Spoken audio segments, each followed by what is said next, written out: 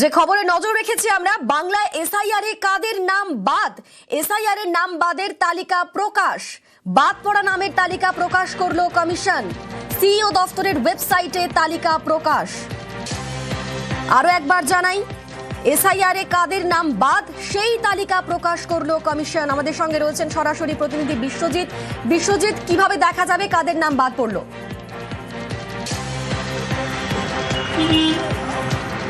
দেখো, সিইও দপ্তরের যে ওয়েবসাইট, সেই ওয়েবসাইটে ইতিমধ্যে আপলোড করা হয়েছে কাদের নাম বাদ গেল, অর্থাৎ যে 58 লক্ষের যে নাম, সেই নামের তালিকা সিইও দপ্তর প্রকাশ করলো। গত কয়েকদিন ধরেই আমরা যে তথ্য দিয়ে আসছিলাম, যে নির্বাচন কমিশন সূত্রে জানা গেছে যে বিএলওরা এতদিন ধরে যে বুথে বুথে ঘুরে যে তথ্য সংগ্রহ করছেন, কারা মৃত রয়েছে, কারা ভোটার তালিকায় কারা অ্যাবসেন্স রয়েছে, কারা শিফট করেছে অর্থাৎ স্থান পরিবর্তন করেছে, এবং ডুপ্লিকেট ভোটার কোথায় কোথায় রয়েছে, সেই ধরনের এই চার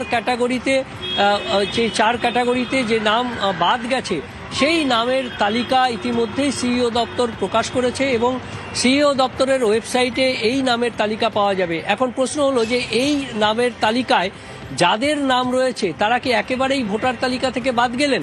না, কারণ আপনি যদি সেই সময় বিএলও যে সময়ে আপনার বাড়িতে গেছে সেখানে আপনি অ্যাবসেন্ট ছিলেন বা কোনো কারণে আপনি ফর্ম ফিল আপ করতে পারেননি, তাহলে এই তালিকায় নাম থাকলেও আপনাকে ফর্ম 6 সেটা পূরণ করে নির্বাচন কমিশনে জমা দিতে হবে এবং সেই প্রক্রিয়া আপনি অফলাইনে করতে পারবেন। এবং এই অনলাইনে যে প্রক্রিয়া আপনি সাবমিট, অর্থাৎ যে ফর্ম সাবমিট করার পর তারপর নির্বাচন কমিশনের যে প্রক্রিয়া, সেই প্রক্রিয়া অনুযায়ী তার নাম ভোটার তালিকায় আসতে পারে, যদি সেই ইলেকটোরাল অর্থাৎ ভোটার সঠিক তথ্য দেন।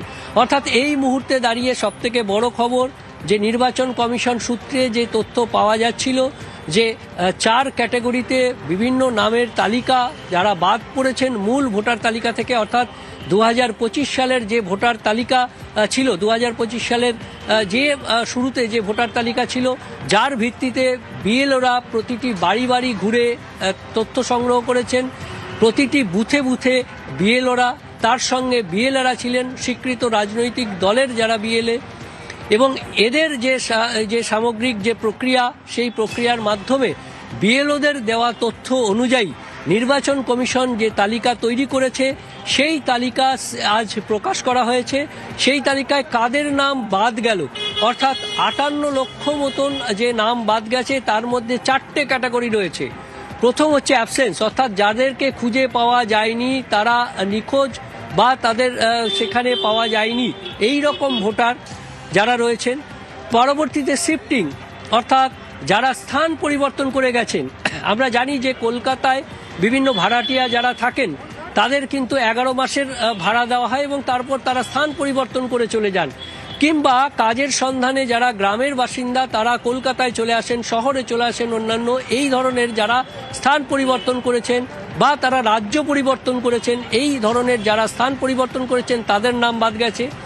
এবং বাদ গেছে আরও এক ক্যাটাগরি, যারা হচ্ছে ডুপ্লিকেট, অর্থাৎ তার নাম এখানেও রয়েছে, অন্য আরেকটি বুথে রয়েছে, সেটা হতে পারে এ রাজ্য বা ভিন রাজ্যে, অর্থাৎ এই ধরনের ডুপ্লিকেট যে নাম রয়েছে সেগুলো বাদ গেছে। এবং যারা মৃত ভোটার, যাদের নাম যে নির্বাচন কমিশনের সারা বছরের যে প্রক্রিয়া, বিএলওরা যে নাম বাদ দিয়ে থাকেন নিয়মিতভাবে, সেখানেও কিছু নাম হয়তো বাদ যায়নি, মৃত ভোটার থেকে গেছে, সেই মৃত ভোটারের তালিকা, অর্থাৎ ASDD, অর্থাৎ প্রথমে অ্যাবসেন্স, দ্বিতীয় শিফটিং, তৃতীয় ডুপ্লিকেট এবং ডিসিজ বা ডেথ, অর্থাৎ এই 4 ক্যাটাগরিতে 58 লক্ষ মতো যে নাম বাদ গেছে। আজ সেই তালিকা নির্বাচন কমিশনের সিইও দপ্তরের যে তালিকা, যে ওয়েবসাইট, সেখানে দেওয়া হয়েছে এবং আপনারা সংশ্লিষ্ট যে বিএলও রয়েছেন যেই বুথে, তাদের কাছেও হার্ড কপি থাকবে এবং সেখানেও তারা গিয়ে দেখতে পারবেন, স্বীকৃত রাজনৈতিক দলের বিএলএদের কাছেও এই হার্ড কপি পৌঁছে যাবে। সেখানেও আপনি আপনার বুথে দেখে নিতে পারবেন যে আপনার নাম এই তালিকায় বাদ পড়া তালিকায় রয়েছে কিনা। যদি নাম বাদ পড়া তালিকায় থেকে থাকে তাহলেও কিন্তু সেই নাম, আপনি যদি প্রকৃত ভোটার হন তাহলে তা আপনার সুযোগ থাকবে। নির্বাচন কমিশন সূত্রে খবর যে বিভিন্ন প্রক্রিয়া রয়েছে, ফর্ম 6, ফর্ম 7, ফর্ম 8, এগুলো যার জন্য যেটা প্রযোজ্য সেই ফর্ম তারা পূরণ করবেন এবং তারপর নির্বাচন কমিশনের প্রক্রিয়া অনুযায়ী তার নাম ভোটার লিস্টে, মূল যে ভোটার লিস্ট হবে সেই নাম সেখানে জায়গা পেতে পারে। তবে প্রশ্ন একটাই যে আপনাকে প্রকৃত ভোটার যে সমস্ত তথ্য লাগবে কমিশনের, সেই তথ্য দিয়ে আপনাকে হিয়ারিংয়ের অর্থাৎ কমিশনের হিয়ারিংয়ের মুখোমুখি হতে হবে। কমিশন সূত্রে খবর যে 25শে ডিসেম্বরের আগেই এই হিয়ারিং শুরু হতে পারে, অর্থাৎ আজ 16 তারিখ নামের তালিকা প্রকাশ হলো এবং তারপর 4-5 দিনের মধ্যেই এই হিয়ারিংয়ের প্রক্রিয়া শুরু হতে পারে। সেক্ষেত্রে আপনার কমিশনের তরফ থেকে আপনার কাছে পৌঁছে যাবে যে হিয়ারিংয়ে আপনাকে ডাকা হয়েছে, অর্থাৎ এই হিয়ারিং অর্থাৎ শুনানির পর সেই শুনানির তথ্য অনুযায়ী নির্বাচন কমিশন ঠিক করবে যে আপনার নাম পরবর্তী ভোটার তালিকায় থাকবে কি না।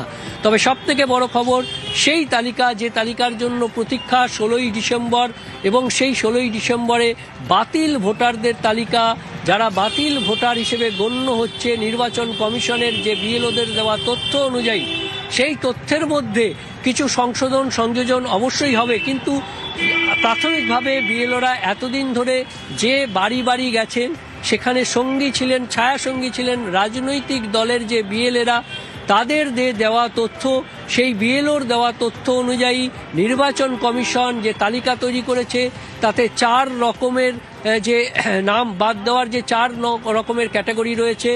প্রথম, নিখোঁজ বা তাকে খুঁজে পাওয়া যায়নি, বারবার বাড়িতে গিয়েও পাওয়া যায়নি। দ্বিতীয়ত, শিফটিং অর্থাৎ স্থান পরিবর্তন করে গেছেন। এবং তৃতীয়ত, ডুপ্লিকেট ভোটার অর্থাৎ 2 জায়গায় নাম আছে একই ব্যক্তির। এবং চতুর্থত, ডিসিজ বা ডেথ অর্থাৎ মৃত ভোটার। এই তালিকা অনুযায়ী প্রায় 58 লক্ষ যে ভোটারের তালিকা, সেই তালিকার ইতিমধ্যেই প্রকাশ করেছে নির্বাচন কমিশন। সিইও দপ্তরের ওয়েবসাইটে আপনি অনলাইনে সেই তালিকা দেখে নিতে পারবেন এবং বিএলওদের কাছে সেই তালিকা পাঠানো আছে।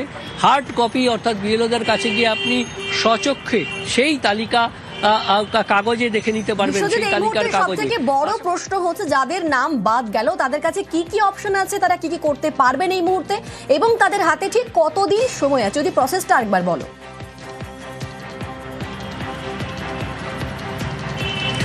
দেখো, এখনো পর্যন্ত কতদিন সময়ের মধ্যে জানাতে হবে নির্দিষ্ট করে সেই সময়সীমা অবশ্যই আজ নোটিশ বেরোবে এবং তারপর নির্বাচন কমিশন সূত্রে ডিটেলস অর্থাৎ হিয়ারিং ঠিক কবে থেকে শুরু হবে এবং আবেদন ঠিক কতদিন পর্যন্ত করা যাবে, এই সমস্ত বিস্তারিত বিষয় জানানো হবে। তবে নির্দিষ্ট একটা সময় নিশ্চয়ই থাকবে এবং সেক্ষেত্রে এই যে হিয়ারিং প্রক্রিয়া, তার আগে তাদের আবেদনের তো অবশ্যই সুযোগ থাকবে এবং পাশাপাশি নির্বাচন কমিশন অনেকের কাছেই যে নোটিশ পাঠাবে, সেই নোটিশও তার বাড়িতে গিয়ে যদি দেখা যায় যে তিনি সেই নোটিশ পাননি বা তিনি হয়তো বাড়িতে নেই, তিনি পরবর্তী ক্ষেত্রে দুটো অর্থাৎ প্রথম হিয়ারিং যদি মিস করেন, দ্বিতীয় আরেকটি হিয়ারিংয়ের সুযোগ পাবেন, এমনটাই নির্বাচন কমিশন সূত্রে খবর রয়েছে। এবং 20 তারিখের আগে নয়, তবে 25 তারিখের মধ্যেই নির্বাচন কমিশনের অর্থাৎ সিইও দপ্তর সূত্রে আমরা যতটুকু জানতে পারছি যে 25শে ডিসেম্বরের আগেই এই হিয়ারিং প্রক্রিয়া শুরু করতে চাইছে। সেক্ষেত্রে আজ তালিকা প্রকাশের পর থেকেই আবেদন করতে পারেন যদি কারো নাম এই তালিকায়। নির্বাচন কমিশন যে বলেছিল যে বুথে বুথে লিস্ট পৌঁছে যাবে, তাহলে কি এই তালিকাটাই বুথে বুথে দেওয়া হবে?